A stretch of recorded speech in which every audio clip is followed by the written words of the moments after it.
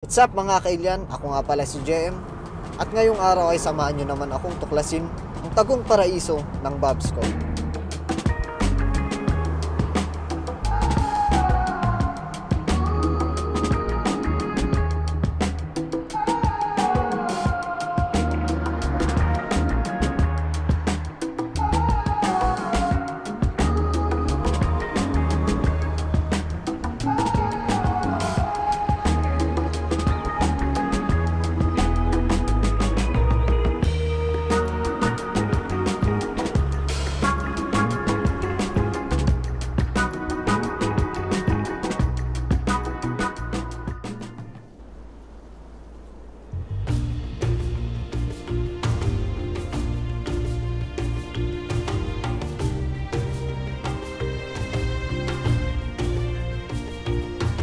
Nandito na nga tayo sa Bob's Cove mga kailyan. Isang tagong hiyas na maiksing biyahe lang mula sa Queenstown.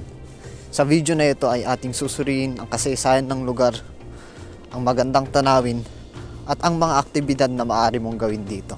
Tara, samahan nyo ako, tuklasin ang mga ito.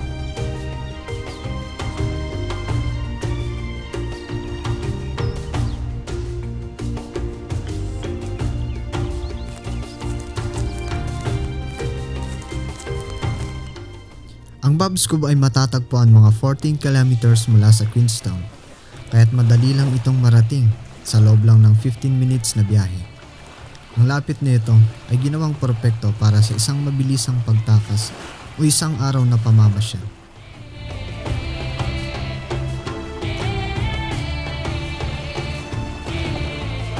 So ang aakyatin natin ngayon ay yung bundok na yan.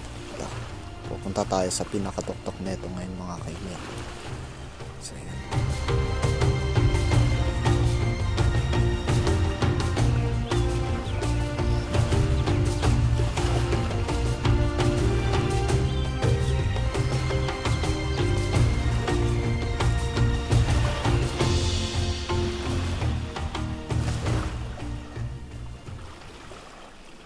Habang papalapit ka sa Bob's Cove, sasalubungin ka ng kahangahangang tanawin ng Lake Wakatipo at ang mga nakapaligid na bundok.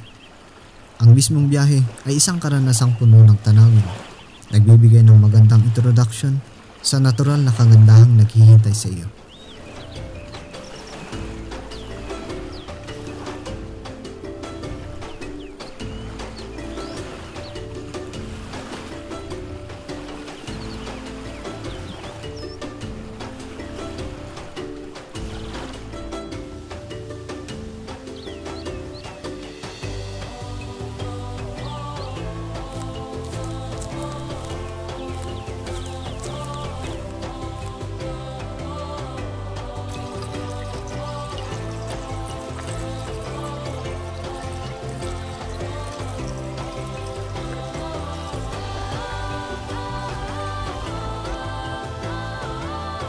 Ang paglalakad papunta sa Limekiln ay maigsi at madali.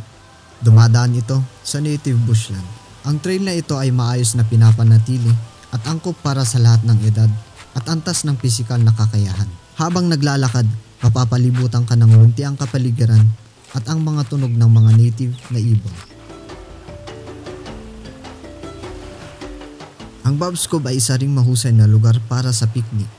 Ang mga damuhan sa tabi ng tubig ay nag-aalok ng maraming puwang para magpahinga at mag-enjoy ng pagkain kasama ang mga kahangahangang tanawin. Kung magdadala ka ng pack lunch o mga lokal na pagkain, ito ay isang magandang paraan para mag-relax at magpakasaya sa mga tanawin.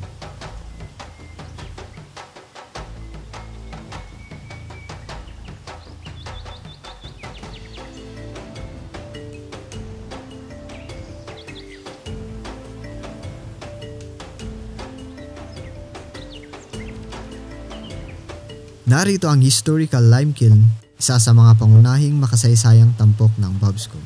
Ang istrukturang ito ay ginamit noon para sunugin ang limestone upang lumikha ng apog, isang mahalagang sangkap sa mortar at plaster para sa pagtatayo.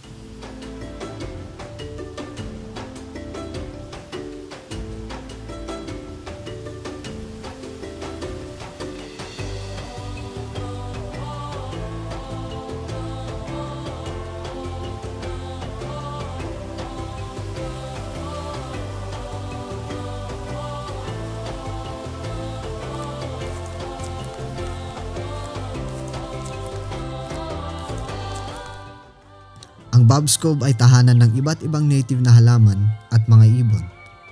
Magmasid para sa mga silver fern, beech trees at mga native na ibon tulad ng two at bellbird. Ang lugar ay isang paraiso para sa wildlife na ginagawang isang mahusay na destinasyon para sa mga mahilig sa mga kalikasan at mga photographer.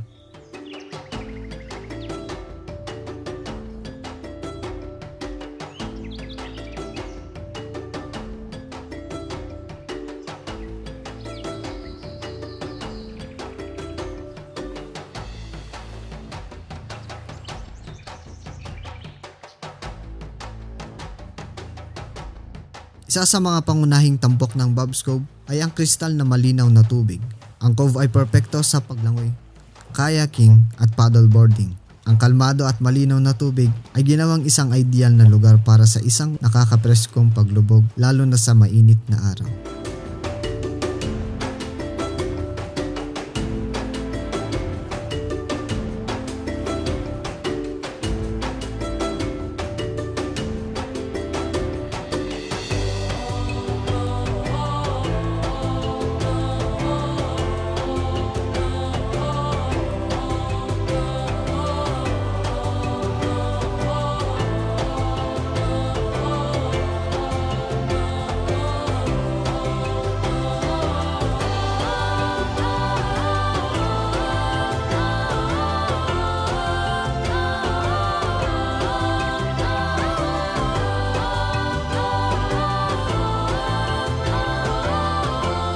Sa ilalim ng tubig, ang malinaw na tubig ay nagpapakita ng buhay na aquatic ecosystem. Maaaring makakita ng trout at iba pang isda na lumalangoy sa mga aquatic plants.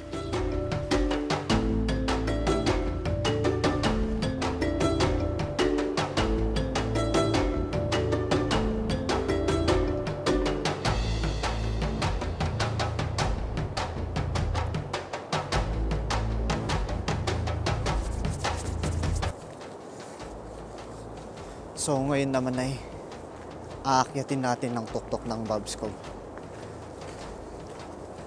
So malapit na nga tayo mga kailyan.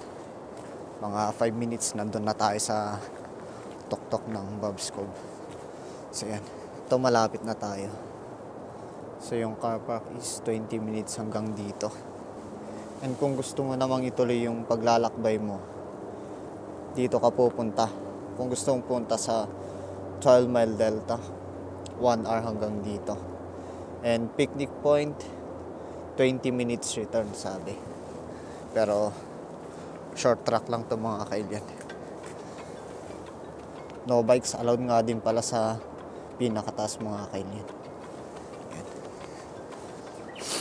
Ito na nga at papasok na tayo dito. Medyo nakakatakot pag una. Pero goods lang.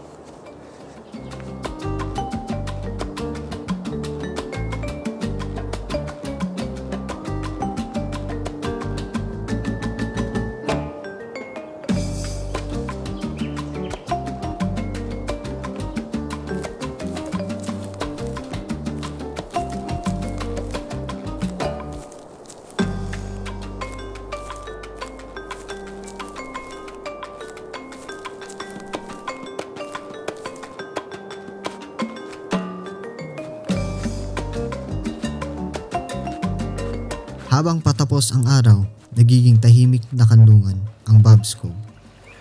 Ang paglubog ng araw dito ay tunay na mahiwaga.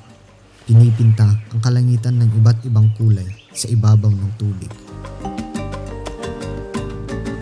Ito naman po yung kabilang side ng Bob's Cove. Ito yung tinatawag nilang Lake Wakatipo. Malapit na nga tayo mga kailan makataas. Goods. Sulit yung pagtaas natin ulit.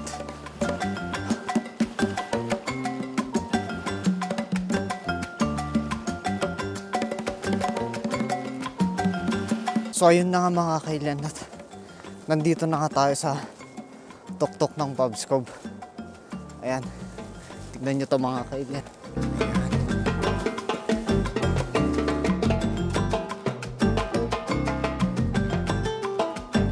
Ang Bob's Cove ay nag-aalok ng mga bagay para sa lahat. Mula sa mayamang kasaysayan at magandang trail hanggang sa kristal na malinaw na tubig na perpekto para sa paglangoy at kayaking. Kaya sa susunod na nandito ka sa Queenstown, siguraduhing magbiyahe papunta sa Bob's Cove. Kung nandito ka man para sa mabilisang paglalakad, nakakapreskong paglangoy o tahimik na picnic, ang tagong hiyas na ito ay nag-aalok ng isang piraso ng paraiso. Salamat sa panonood. Ako nga pala si JM at lagi niyong tatandaan, keep exploring.